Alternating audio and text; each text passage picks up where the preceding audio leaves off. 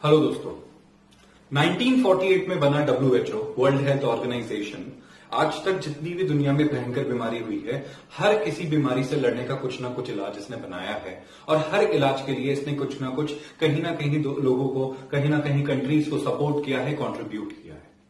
But जब बात आती है कोविड-19 के बारे में, तो डब्ल्यूएचओ शांत क्यों है? डब्ल्यूएचओ की जो स्कीम्स आ रही है वो लोगों के लिए इतनी बेनिफिशियल क्यों नहीं है? और यही रीजन है कि क्या यूएस ने डब्ल्यूएचओ को छोड़ दिया।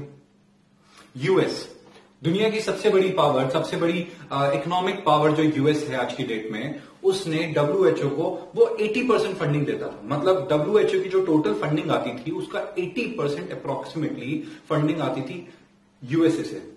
और यूएसए ने अपनी पूरी कंप्लीट फंडिंग को बंद कर दिया, डब्ल्यूएचओ की फंडिंग को बंद कर दिया।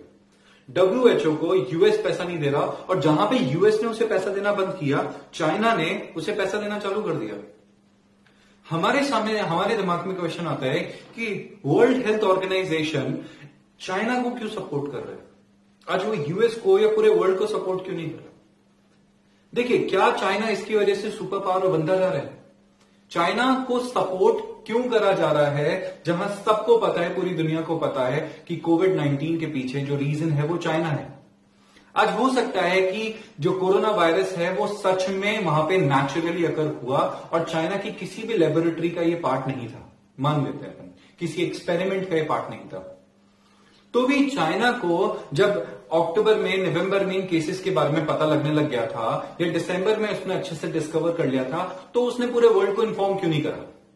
क्यों वो शांत बैठा रहा और क्यों ये टाइम बीतता गया, जनवरी फरवरी आया और ये पूरे वर्ल्ड में फैल गया और उसके बाद जाके लोगों ने कोशिश करी इसको रोकने की। अगर इस बारे में हम लोगों को पहले ही पता लग चुका होता तो शायद हम इस चीज के लिए बहुत पहले से अवेयर हो चुके होते और ये सारी प्रॉब्लम दुनिया में नहीं आती। बट नहीं, ये सारी प्रॉब्लम आज भी हम लोग क्या कर रहे हैं, फेस कर रहे हैं। आज भी इकोनॉमी डिसरप्ट हो चुकी है चाइना की वजह से, और इंडिया की नहीं, पूरे वर्ल्ड की इकोनॉमी डिसरप्ट हो चुकी है और चाइना इस मौके का फायदा उठा रहा है। रिसेंटली चाइना ने अपने अंडर वाटर ड्रोन्स भेजे हैं इंडियन बॉर्डर पे। सिक्किम में इंडियन नेवी ने फाइंड किया under water drones all the way from Beijing. मतलब ये कैसे पॉसिबल हो पा रहा है कि चाइना, मतलब एक हमारा नेबरिंग नेशन है और ये इस तरीके का नेबर है। हमारे होते ना घर के कुछ पड़ोसी होते हैं हमारे, जो हमसे सिर्फ जेलस फील करते रहते हैं, ठीक है, जो कभी हमें आगे नहीं बढ़ने देते। चाइना एक इस तरीके का नेबर कंट्री है। चाइना इंडिया को कभी आगे नहीं बढ़ने देगा।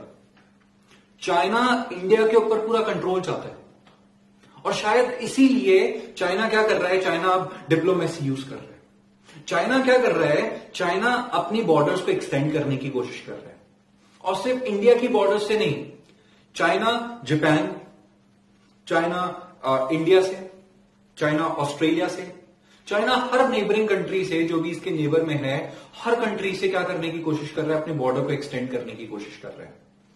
चाइना नेपाल के अंदर अपनी बॉर्डर को एक्सटेंड करने की कोशिश कर रहा है। इंडिया में बोलता है चाइना की सिक्किम, अरुणाचल प्रदेश, ठीक है, और अपना लद्दाख उसका पार्ट है। अब आप इमेजिन करिए, लद्दाख उसका पार्ट मानना चाहता है वो, ठीक है, अरुणाचल प्रदेश उसका पार्ट मानना चाहता है, सिक्किम की तरफ वो अपनी बॉर्डर्स को एक्सटेंड करना चाहता है, तो कैसे चलेगा? और जहां भी चाइना अपनी बॉर्डर्स को एक्सटेंड नहीं कर सकता, जैसे कि पाकिस्तान, श्रीलंका, म्यांमार, तो इन कंट्रीज के ऊपर वो डेट डिप्लोमेसी चला रहा है। इसका मतलब क्या हुआ वो समझिए आप लोग। देखिए क्या है, अभी हम लोग हेल्थ क्राइसिस के बीच में हैं और चाइना यहां पे पॉलिटिकल होने की कोशिश कर रहा है। लेह लद्दाख और अरुणाचल प्रदेश को ये अपनी ओपन टेरिटरी बताने की कोशिश कर रहा है। चाइना ने बॉर्डर पे, लेह लद्दाख की बॉर्डर पे, लद्दाख की बॉर्डर पे अपनी आर्मी को भेजा। हम लोग वहीं पे अवेयर हैं और हम लोगों ने भी, ठीक है, इमीडिएट रिएक्शन के साथ हमारी आर्मी को भी वहां भेज दिया, जिससे हमने चाइना को पीछे भेज दिया और चाइना वहां पे हम पे अटैक नहीं कर पाया। बट हमारे दिमाग में क्वेश्चन आता है कि क्या चाइना सच में हम पे अटैक करना चाहता था या सिर्फ हमें डराना चाहता है? और अगर चाइना हम पे अटैक करना चाहता है तो मैं आपको एक बात बताता हूं। देखिए, चाइना जो है वो इंडिया के ऊपर कहीं से भी अटैक कर सकता है। मतलब चाइना ने क्या किया, चाइना ने इंडिया पे कंट्रोल पाने के लिए चाइना ने इंडिया पे कंट्रोल पाने के लिए चाइना ने हर कंट्री को, हमारी हर नेबरिंग कंट्री को अपने कंट्रोल में ले रखा है।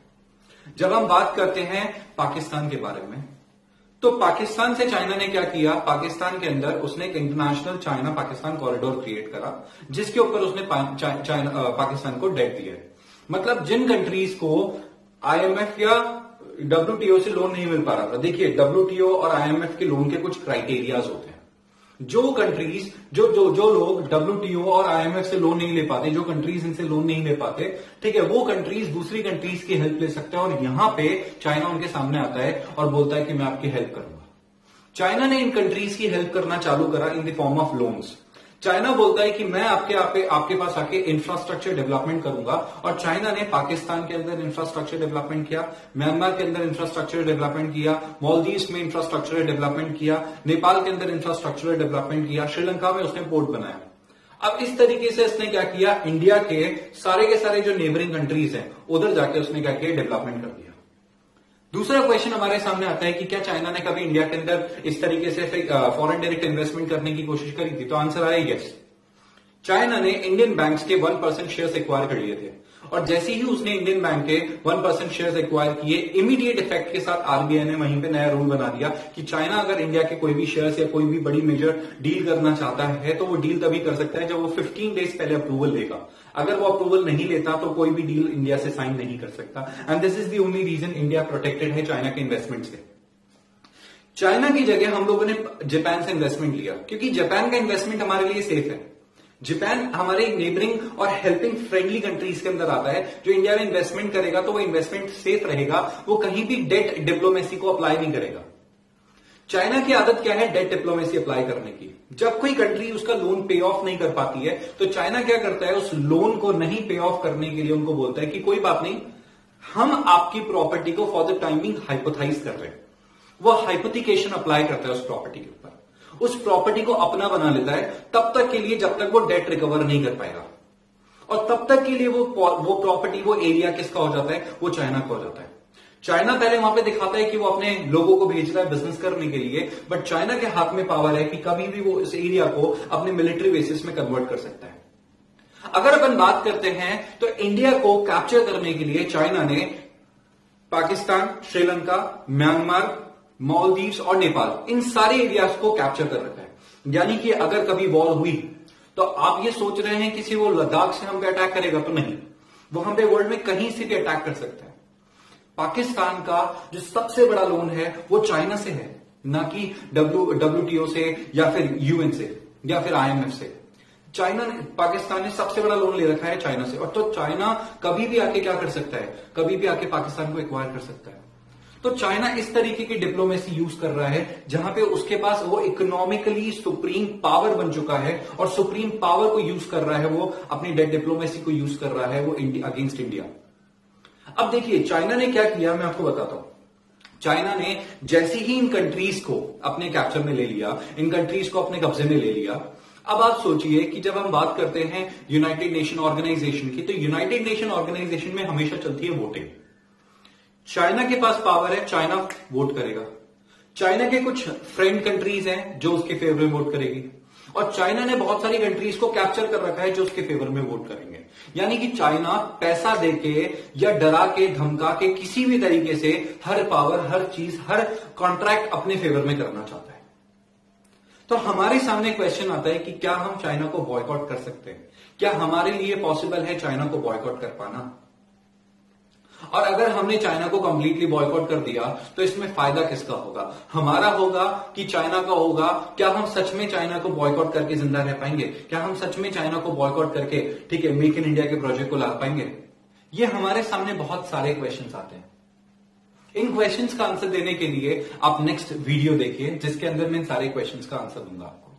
Thank you.